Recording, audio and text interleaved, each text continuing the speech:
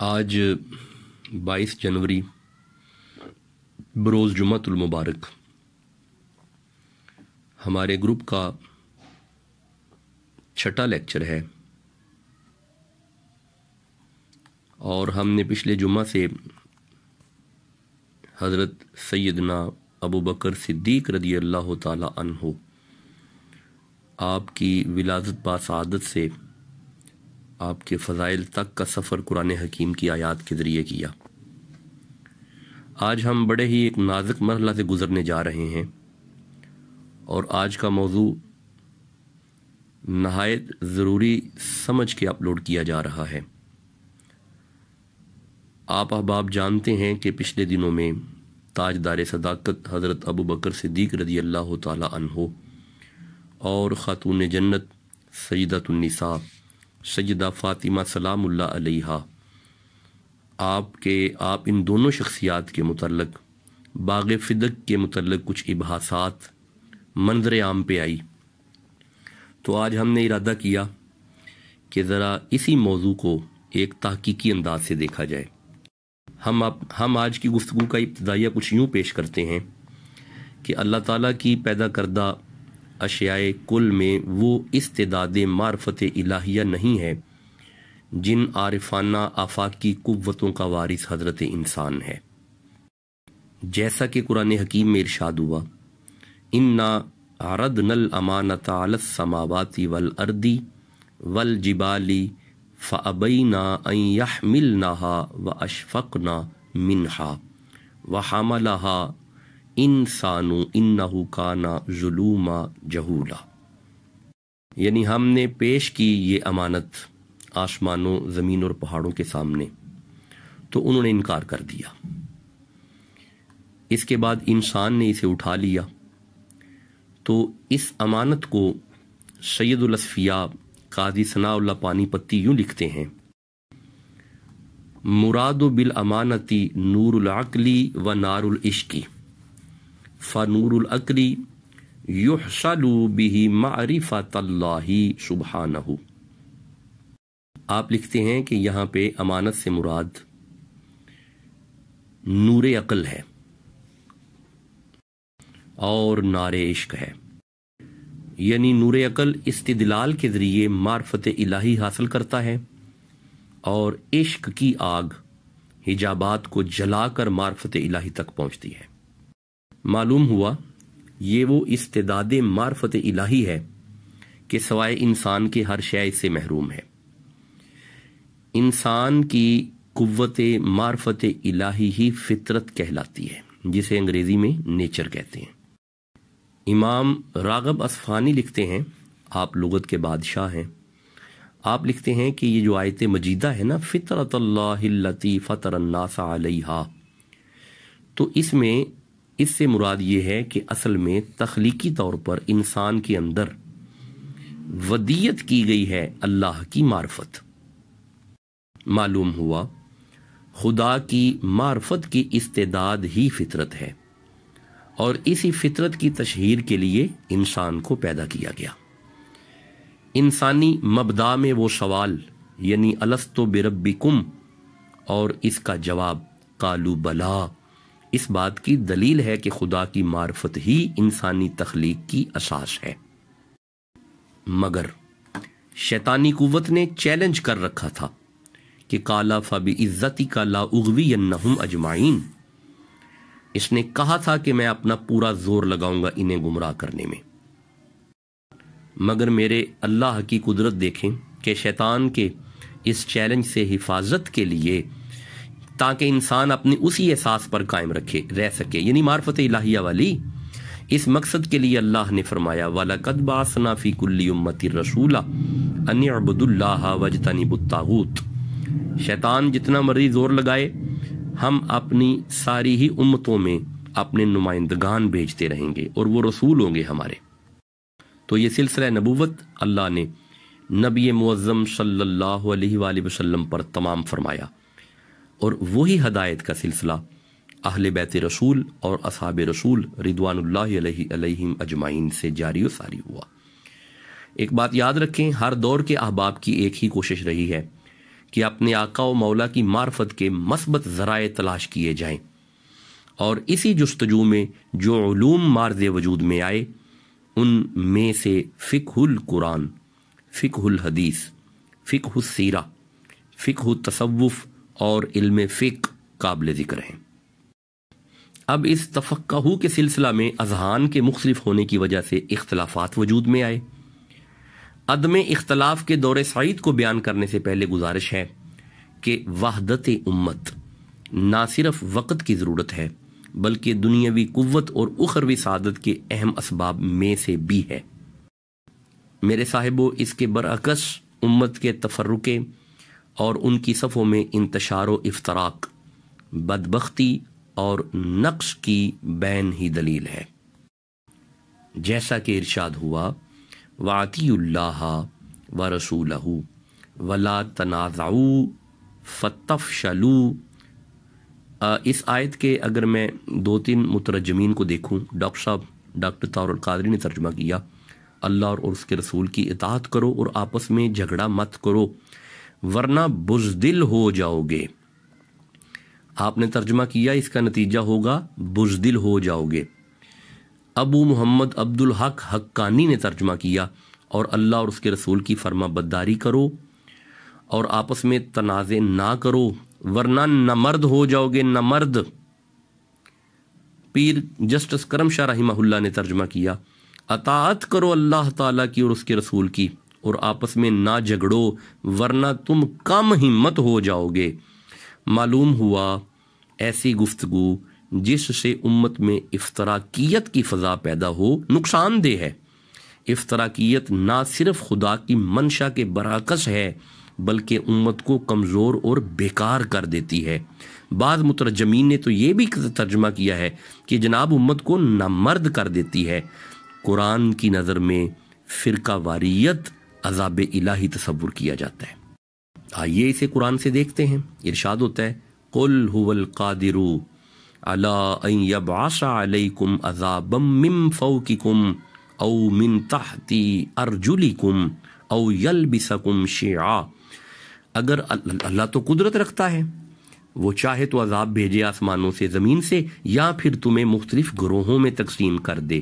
گروہ بندیاں، فرقہ بندیاں عذاب الہی ہے۔ اب آئیے یہ ساری تمہید سننے کے بعد اب ذرا غور کیجئے کہ یہ اختلاف کیا ہے۔ دیکھیں 2 چیزیں ہیں، ایک ہے اختلاف اور ایک ہے خلاف۔ اختلاف اور ہے، خلاف اور ہے۔ میں پہلے عرض کروں گا یہ خلاف کیا ہے۔ خلاف کا مادہ اشتقاق باب مفاعلہ سے ہے۔ اس کا معنی ہوتا ہے الٹنا، موافقت نہ کرنا، مختلف فیہی مسائل، یہ خلاف ہوتا ہے۔ علامہ راغب اصفہانی رحمہ اللہ لکھتے ہیں مخالف سمت چلنا، کسی کی ضد کرنا، اسے خلاف کہتے ہیں۔ یعنی فریقین میں سے ہر ایک کا وہ راستہ اختیار کرنا جو دوسرے کا نہ ہو، یہ اختلاف ہے، یہ خلاف ہے، اسے خلاف کہتے ہیں۔ جبکہ دوسری طرف اختلاف کا مادہ اشتقاق باب افتفعال ہے، معنی ہوتا ہے یعنی گفتگو یا ایسا طریقہ اختیار کرنا جو کسی دوسرے کا نہ ہو۔ اسے یوں بھی بیان کیا جا سکتا ہے کہ دلائل شریعہ میں سے کسی دلیل کی بنیاد پر اہل اجتہاد کا کوئی رائے قائم کر لینا، یہ اختلاف کہلاتا ہے۔ اور اسی اختلاف احسن کے متعلق رسول فرماتے ہیں اختلاف امتی رحمتن، تاکہ میری امت کے لیے آسانیاں پیدا ہوں۔ اس لغوی مباحث کو سننے کے بعد ہم بنیادی فرق اختلاف اور خلاف کا یوں کر سکتے ہیں کہ خلاف ضد کے مقابلے میں عام ہے، جبکہ اختلاف میں مخالفین کا مقصد یکساں یا بعض دفعہ مختلف اور مختلف طریقے اختیار کرنا مقصود ہوتا ہے۔ اختلاف کسی دلیل پر ہوتا ہے جبکہ خلاف بغیر دلیل کے ہوتا ہے۔ محققین اختلاف کو رحمت اور خلاف کو آثار بدعت تصور کرتے ہیں۔ نہایت ادب اور بے بسی کے ساتھ کہا جا سکتا ہے کہ پچھلے دنوں جو ابحاثات منظر عام پہ آئیں، اہل علم کے مابین اختلاف باعث رحمت کے برعکس ضدی رویوں اور غیر معتبر تعبیرات کو وضع کرنے کی صورت میں خلاف کی لہریں دوڑتی ہوئی نظر آ رہی تھیں، الا ماشاء اللہ۔ اختلافات میں مخالفین کے نام لے کر تحقیر کرنا طبعی احسن مزاج علماء کا شیوا نہیں رہا۔ میں بڑے دکھی دل کے ساتھ یہ جملہ عرض کر رہا ہوں۔ اب آئیے اختلاف کے ارتقائی مراحل کی طرف۔ جب ہم اختلاف کے ارتقاء کی بات کرتے ہیں تو سب سے پہلے دور آتا ہے جسے ہم عدم اختلاف کا دور یعنی دور سعید کہتے ہیں۔ یہ وہ دور تھا کہ جب نبی معظم صلی اللہ علیہ وآلہ وسلم کی زندگی کا ظاہری زمانہ تھا، کوئی اختلاف نہیں تھا، صحابہ جو آپ کو کرتے ہوئے دیکھتے، جیسے آپ کو پاتے ویسے کر لیتے۔ حجت الاسلام الشاہ ولی اللہ محدث دہلوی رحمہ اللہ نے اپنی شہرۂ آفاق کتاب حجت اللہ البالغہ میں لکھا ہے کہ حضرت عبداللہ بن عباس رضی اللہ تعالی عنہما سے روایت ہے، میں نے صحابہ اکرام رضوان اللہ علیہم اجمعین سے کسی قوم کو بہتر نہیں پایا۔ انہوں نے حضرت صلی اللہ علیہ وآلہ وسلم کی وفات تک صرف 13 مسئلے دریافت کیے جن کا قرآن میں بھی ذکر ہے، ان لفظوں کے ساتھ جیسے یسألونک عن الشہر الحرام ویسألونک عن المحیض وغیرہ وغیرہ۔ تو اس طرح کے کچھ انداز تھے صحابہ کے۔ اب آئیے رسول عربی، رسول انسانیت، نبی معظم کا جب وصال با کمال ہوا تو آپ کے ظاہری دنیا سے پردہ فرمانے کے بعد صحابہ کا دور شروع ہوا۔ یہ بات پکی ہے کہ اصول میں کبھی بھی اختلاف نہیں ہوا تھا، مگر صحابہ اکرام رضوان اللہ علیہم اجمعین جو کہ نبی صلی اللہ علیہ وآلہ وسلم سے تربیت یافتہ تھے، اختلافات کو نہایت سلجھے انداز میں امت کے سامنے پیش فرماتے اور کبھی بھی کسی معاملہ کو ہوائے نفسی نہ لیتے، اور ان کے اختلافات میں جو کچھ وجود تھے ان کا ذکر بھی شاہ ولی اللہ نے بیان کیا۔ آپ فرماتے ہیں کہ حضرت صلی اللہ علیہ وآلہ وسلم کے وصال کے بعد صحابہ اطراف میں پھیل گئے اور ہر شخص ایک ایک حصہ کا مقتدا اور راہبر ہو گیا۔ واقعات زیادہ پیش آتے گئے اور اکثر مسائل دریافت کرنے کی ضرورت پڑتی رہی۔ ہر شخص نے اپنے محفوظات یا استنباط کی قوت سے ان کا جواب دیا، اور کمال یہ ہے کہ اگر اپنے محفوظات یا استنباط میں کوئی امر جواب کے قابل نہ پاتے تو اپنی رائے سے اجتہاد کرتے اور اس علت کو معلوم کرتے جو وجہ مسئلہ بنی۔ تو اس تناظر میں چونکہ اختلاف بہت کم تھا، اگر ہوا تو اس اختلاف کے پیچھے قطعاً ہوائے نفس نہ ہوتی بلکہ مسئلہ تک پہنچنے کی جدوجہد ہوتی۔ دراصل صحابہ کا مشن ایک ہی تھا کہ خدا اور نبی معظم کی رضا کے مطابق امت کو رکھا جائے۔ شاہ ولی اللہ فرماتے ہیں کہ صحابہ میں اختلاف کچھ وجوہات کی وجہ سے ہوتا تھا، مثلا حدیث کا معلوم نہ ہونا۔ مثلا ایک صحابی کے پاس ایک حدیث ہے، دوسرے کو معلوم نہ تھی، تھوڑا سا اختلاف ہوا۔ دوسرا نقطہ یہ ہے کہ صحابہ کے مابین بحث و مناظرہ اور پھر گمان غالب کی طرف رجوع کر لینا۔ پھر تیسرا طریقہ یہ تھا، تیسری وجہ یہ ہوتی کہ حدیث کی صحت کا تعین نہ ہونا۔ پھر چوتھی وجہ یہ ہوتی کہ کسی صحابی کو کوئی حدیث پہنچی اور کسی کو نہ پہنچی۔ پھر ایک وجہ یہ ہوتی کہ واقعہ کی تعبیر میں خطا ہو جاتی۔ پھر سہو و نسیان کا اندیشہ ہوتا۔ پھر اختلاف و ضبط، اور پھر اسی طرح حکم کی علت کے تعین میں اختلاف ہوتا۔ پھر بعض کا ایسا ہوتا کہ دو مختلف احکام کے درمیان موافقت نہ پیدا کر سکنا۔ یہ وہ سارے طرق ہیں، طریقے ہیں، وجوہات ہیں، وجوہ ہیں جو شاہ ولی اللہ نے بیان کیے، اور یہ تھا اختلاف احسن ما بین صحابہ۔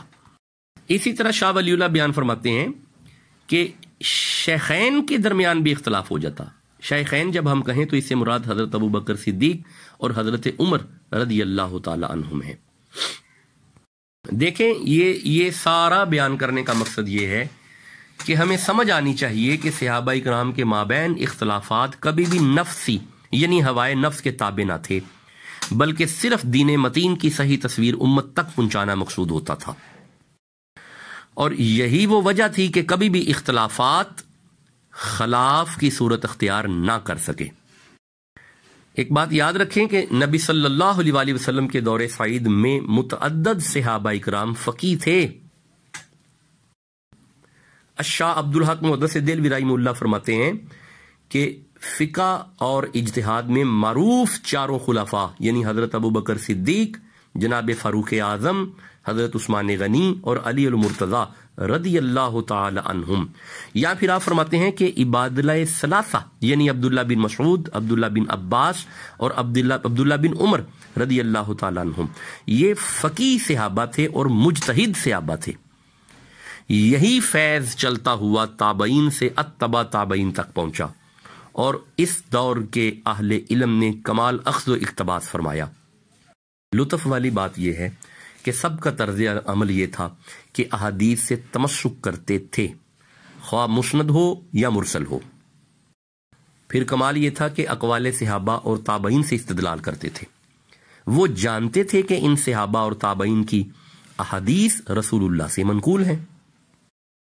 اس دور کے درجہ بدرجہ فقہا امام ابو حنیفہ سے امام احمد بن حنبل رحمہم اللہ تک قابل ذکر ہیں۔ اہل علم اس بات کو جانتے ہیں کہ فقہ حنفیہ کے بانی امام ابو حنیفہ رحمہ اللہ ہیں، مگر اس فقہ کی تشہیر کا صحرا آپ کے تلامذہ میں سے امام ابو یوسف اور امام محمد کے سر پہ آتا ہے۔ لیکن پھر بھی ان کے مابین اختلاف کو، حسن سلوک کو اور احسن اختلاف کو شاہ ولی اللہ نے بیان کیا۔ آپ فرماتے ہیں کہ امام ابو حنیفہ کو ابراہیم نخعی رحمہ اللہ اور ان کے ہم عصر علماء کی روش کی زیادہ پابندی تھی۔ ابراہیم کے مذہب سے بہت کم علیحدگی کرتے تھے۔ اب آئیے ان تینوں ائمہ میں اختلاف ہوا، یعنی امام ابو حنیفہ، امام محمد اور امام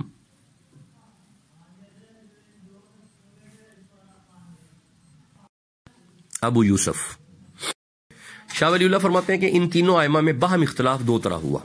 اولاً یہ کہ ابراہیم نخعی کے مذہب کے موافق امام ابو حنیفہ نے کسی مسئلہ کو خارج کیا اور اس تخریج میں صاحبین نے ان سے مخالفت کی۔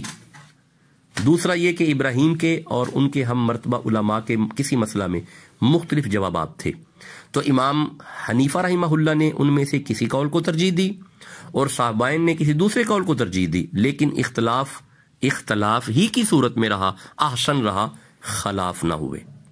اس کی وجہ یہ ہے کہ اہل علم کے ہاں اختلاف حصول علم کے لیے ہوتا ہے، نہ کہ کدورت کے لیے۔ آپ نے دیکھا کہ امام ابو یوسف اور امام محمد حنفی ہونے کے ناطے سے بھی اپنے ہی شیخ سے اختلاف کر جاتے، مگر کبھی بھی کہیں بھی ایسا قول ان تینوں کا نہیں ملے گا کہ کسی نے بھی کسی بھی موقع پر ایک دوسرے کی تحقیر کی ہو یا انگشت تان بلند کی ہو، جیسا کہ معاصر علماء اس روش کو اختیار کیے ہوئے ہیں۔ اور بڑے دکھ کے ساتھ میں کہوں گا، نام لے کر ایک دوسرے کی تحقیر و تنقیس میں لگے ہوئے ہیں، جو کہ تنگ نظری، تنگ ذہن اور کم علمی کی علامت ہے۔ اور میں تو سمجھتا ہوں کہ اس کے پیچھے مقصد عوام الناس میں شہرت کے حصول کے علاوہ کچھ نہیں ہے۔ یہ تھوڑا آگے چلتے ہیں۔ امام شافعی کو تک اگر دیکھیں تو آپ نے بالکل ہی نئے منہج کو اپنایا۔ شاہ ولی اللہ اسے بیان کرتے ہیں، آپ فرماتے ہیں کہ امام شافعی کا منہج یہ تھا کہ متقدمین حدیث مرسل اور منقطع پر بھی عمل کرتے تھے۔ اس قسم کی احادیث خرابی سے خالی نہیں ہے۔ جب حدیث کے ترک جمع کیے جاتے تھے تو یہ بات ظاہر ہو جاتی تھی کہ اکثر مرسل حدیثیں محض بے اصل ہیں اور اکثر مرسل احادیث مسند احادیث کے مخالف تھی۔ اس لیے امام شافعی نے یہ قرار دیا کہ مرسل احادیث کے متعلق متقدمین کے زمانہ میں ایسے قول منضبط نہ تھے جن سے ان حدیث میں توفیق اور جمع ہو سکے۔ آپ نے ان کے لیے اصول و شرائط بنا کر ایک کتاب میں جمع کر دیا اور اسے کتاب الاصول کا نام دیا۔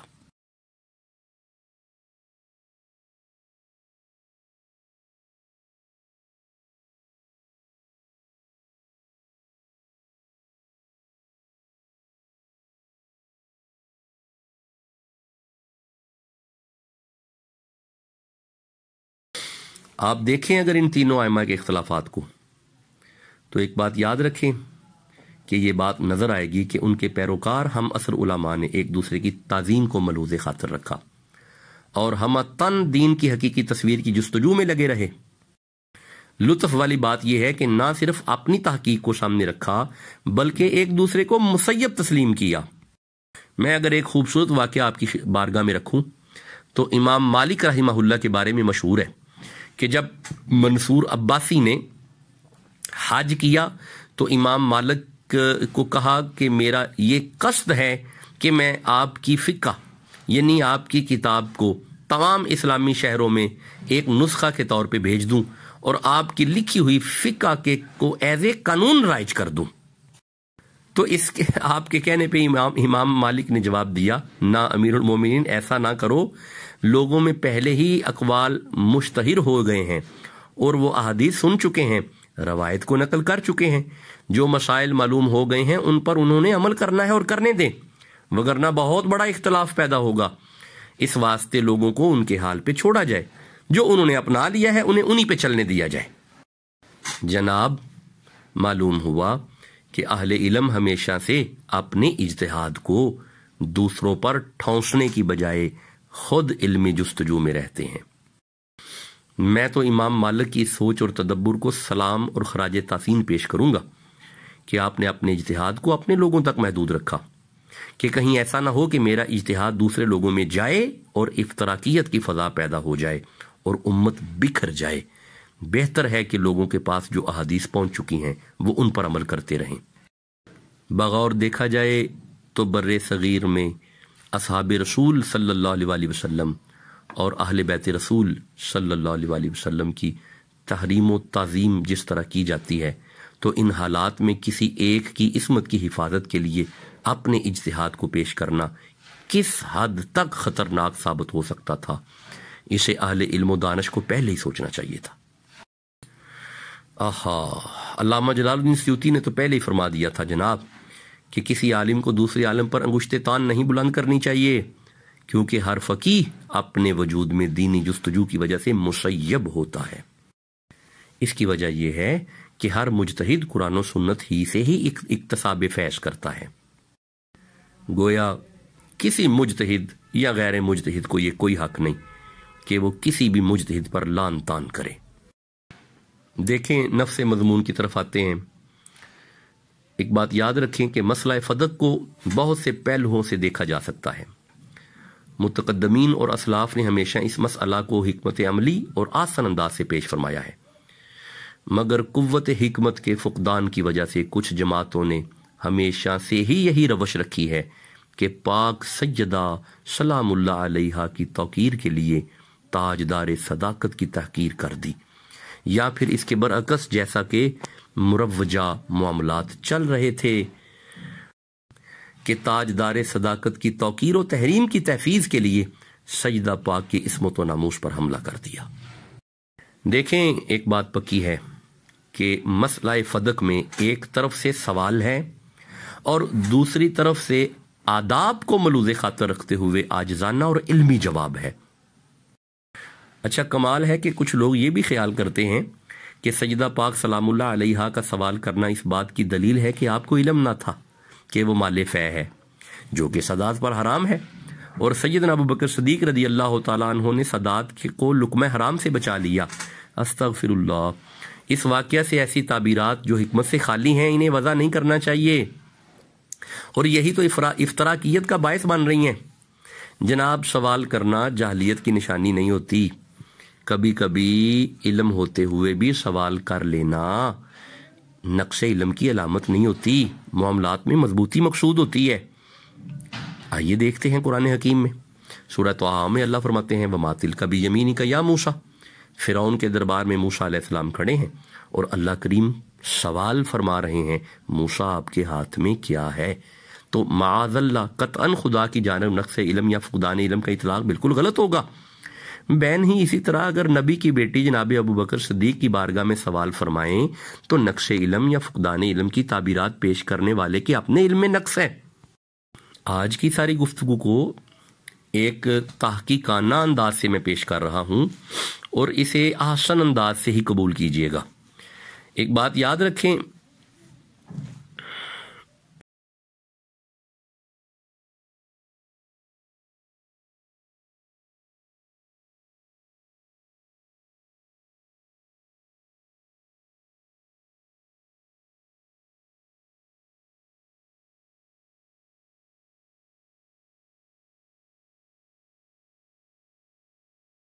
دوسری اہم بات یہ ہے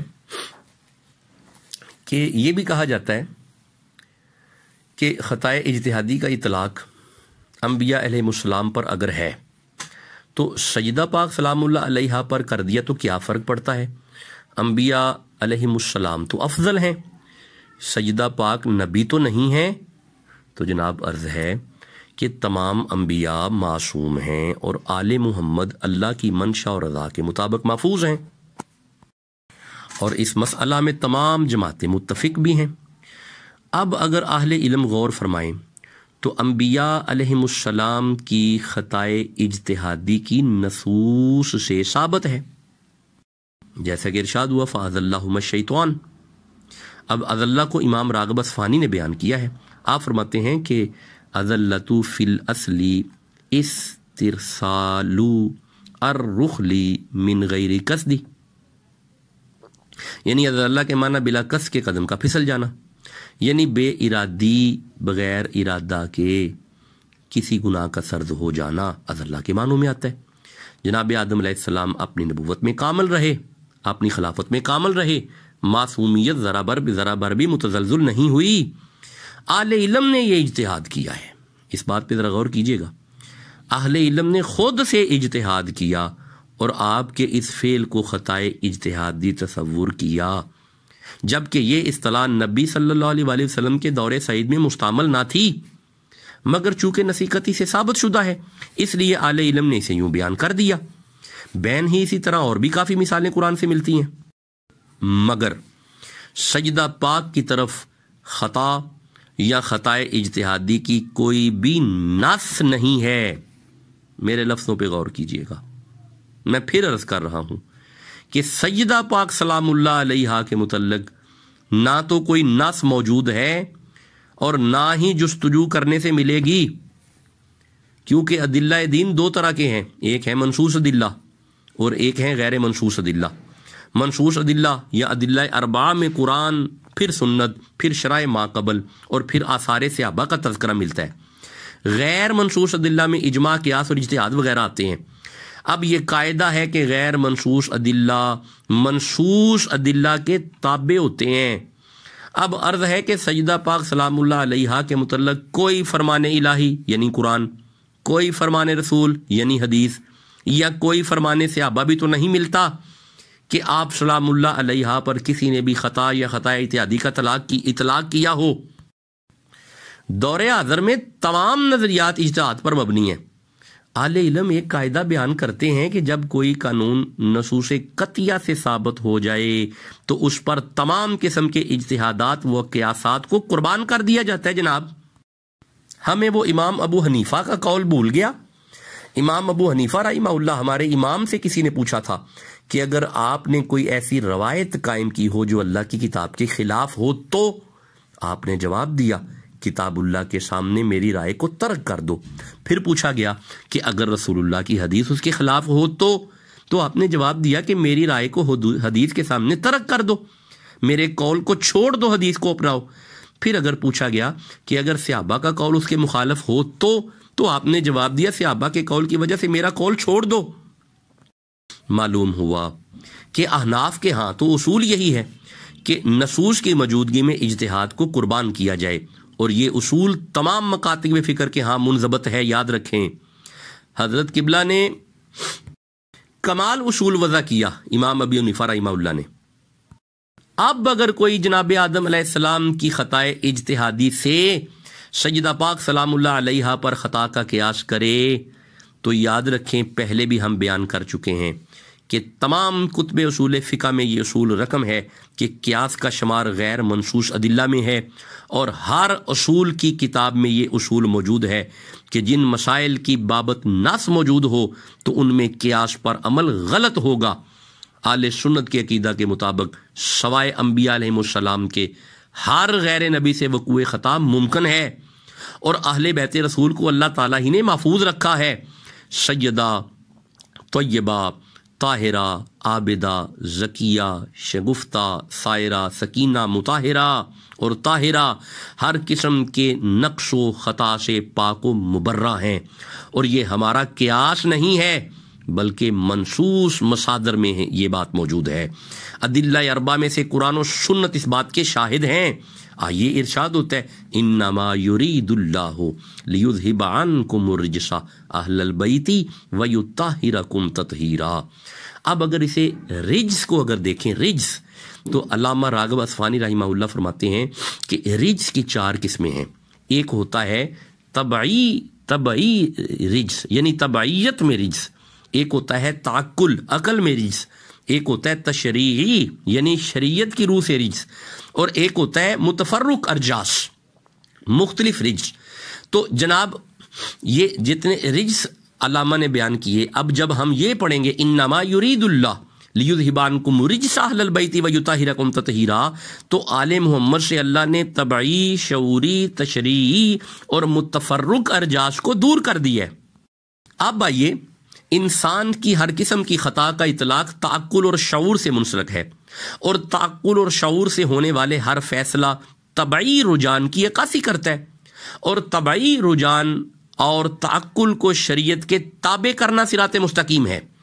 اب نص قطعی سے ثابت ہے کہ آل محمد کے قریب رجس نہیں آتا، خواہ طبعی ہو، خواہ شعوری ہو یا تشریعی ہو، یعنی آل محمد طبعی، شعوری، تشریعی اور متفرق ارجاس سے پاک ہیں۔ تو جن کا ہر پہلو طاہر و مطہر ہو، وہاں پہ خطا یا خطا اجتہادی کا اطلاق کیسا؟ آئیے ایک آیت پڑھتے ہیں۔ ایک مقام پہ ارشاد ہوتا ہے وَيَجْعَلُ الرِّجْسَ عَلَى الَّذِينَ لَا يَعْقِلُونَ، یعنی لا یعقلون بھی ایک طرح کا رجس کی قسم ہے۔ لا یعقلون سے مراد لا شعوری ہے۔ خطا جب بھی ہوتی ہے لا شعوری میں ہوتی ہے، جب انسان کے شعور لیور میں کچھ ایسا آ جائے جو حقیقی منزل نہ تھی، اور مجتہد اس حقیقی منزل تک پہنچنا چاہتا تھا لیکن پہنچ نہ سکا، اسے کہتے ہیں خطا اجتہادی۔ اب اس آیت کو دوبارہ پڑھیں۔ اللہ فرماتے ہیں انما یرید اللہ لیذھب عنکم الرجس اہل البیت ویطہرکم تطہیرا۔ جناب ہر قسم کے رجس کو آل محمد کے شعور سے بھی اللہ نے دور رکھا ہے، تو خطا اجتہادی کہاں سے آ گئی؟ دراصل معاملہ یہ ہے کہ جیسے جیسے وقت گزرتا جا رہا ہے، علم عام ہو رہا ہے اور جہالت چھا رہی ہے، کیونکہ لوگوں نے خدا کی رضا کی بجائے اپنی توقیر و تشہیر کے لیے علوم کو حاصل کرنا شروع کر دیا ہے۔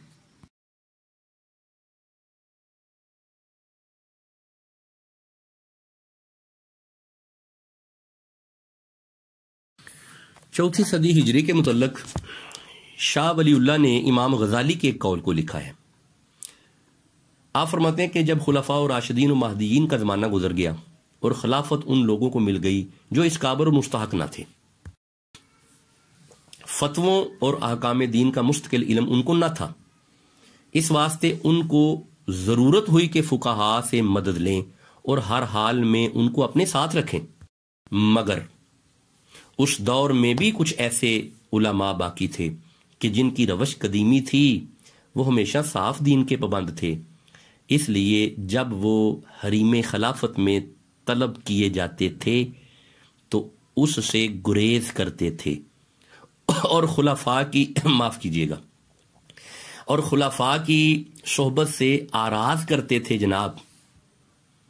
تب اس زمانہ کے لوگوں نے دیکھا کہ علماء کی بڑی عزت ہے، یہ لوگ سلاطین سے آراز کرتے ہیں اور وہ ان پر ٹوٹ پڑتے ہیں، تو ان لوگوں کے اعزاز و مرتبہ حاصل کرنے کی آرزو میں نہایت شوق سے علم کی طلب میں توجہ کی، اور اب فقہا مطلوب ہونے کے بعد طالب ہو گئے، اور پہلے جیسے سلاطین کے بے اتفاقی کی وجہ سے معزز تھے ویسے ہی اب ذلیل ہو گئے۔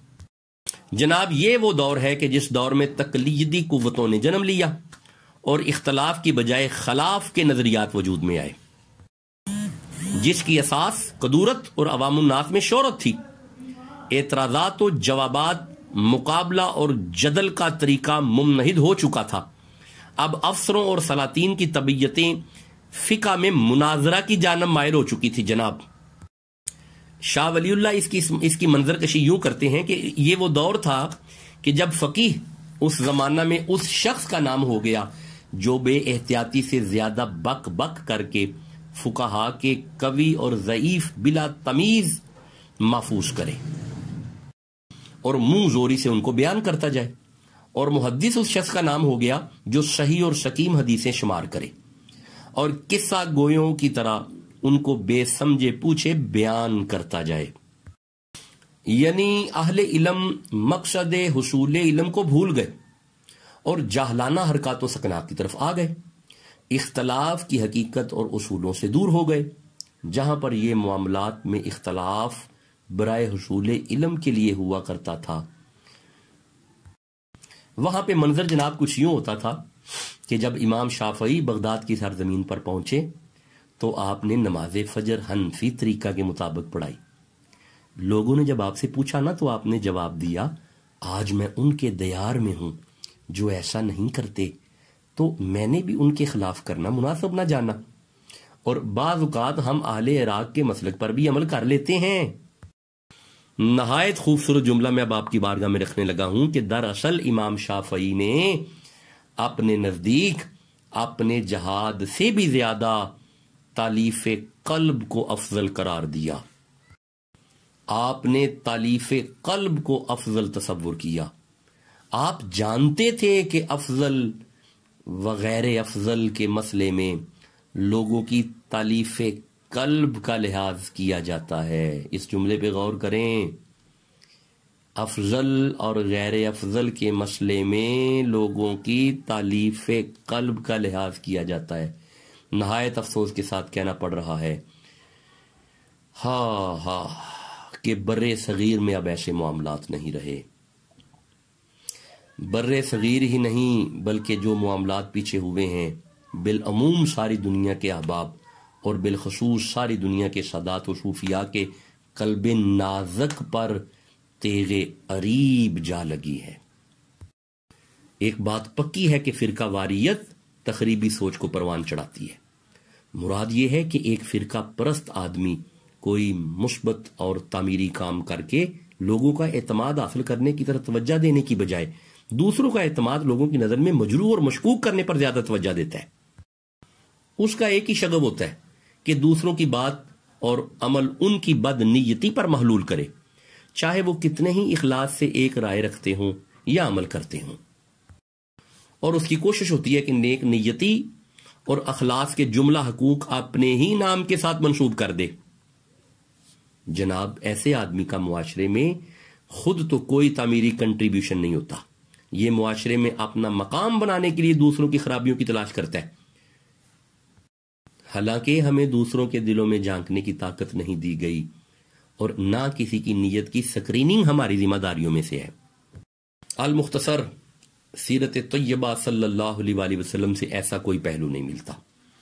آپ صلی اللہ علیہ وآلہ وسلم کی حیات مبارکہ سے یہ بات ملتی ہے کہ اہل کتاب بھی اگر آپ سے فیصلہ کرواتے تو آپ صلی اللہ علیہ وآلہ وسلم اپنی کتاب اور اپنی رائے کو مقدم کرنے کی بجائے انہی کی کتابوں سے فیصلہ فرماتے۔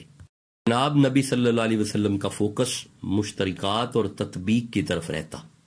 کیا آپ کو وہ آیت یاد ہے کہ اللہ فرماتے ہیں قل یا اہل الکتاب تعالوا الی کلمۃ سواء بیننا و بینکم الا نعبد الا اللہ۔ پیر کرم شاہ نے اس آیت کو کمال بیان کیا۔ آپ فرماتے ہیں کہ اس آیت سے یہ واضح ہو گیا کہ انسانیت جو مختلف گروہوں میں بٹ کر رہ گئی، جس کے باعث گلشن ہستی جہنم زار بن گیا، اس کے اتحاد کی حقیقی اور محکم بنیاد عقیدہ توحید ہی ہے، جو دنیا کی ساری حقیقتوں سے واضح تر اور روشن ترین حقیقت ہے۔ اور حضور صلی اللہ علیہ وآلہ وسلم نے اس پلیٹ فارم پر جمع ہونے کے لیے اہل کتاب کو دعوت دی۔ گویا سیرت طیبہ سے یہی درس ملتا ہے کہ مشترکات پر فوکس کیا جائے اور امت کو بکھرنے سے محفوظ کیا جائے۔ امت کے اختلافات بطور رحمت ثابت ہوں گے اگر وہ وسعت علم کی وجہ سے ہیں اور اسلام کی صدق دل سے تشہیر کی نیت سے ہیں۔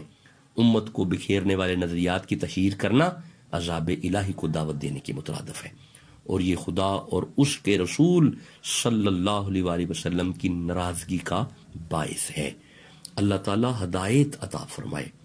خبردار، ہم کسی پہلو سے بھی مصطفیٰ کی بیٹی کی تحقیر نہیں کر سکتے، اور ہم کسی بھی پہلو سے افضل البشر بعد از مصطفیٰ، بلکہ اہل سنت کا کہ ہاں تو عقیدہ یہ ہے کہ افضل البشر بعد الجمیع انبیاء، تمام نبیوں کے بعد اور نبی معظم کے بعد کائنات کی افضل ترین ہستی سیدنا ابو بکر صدیق رضی اللہ تعالی عنہ ہیں۔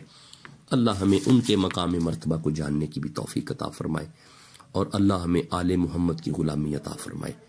آج کے درس کو آسان انداز سے سنیے گا اور اسے احسن ذہن کے ساتھ، وسعت قلب کے ساتھ وصول کیجیے گا۔ وما علیہ الا البلاغ۔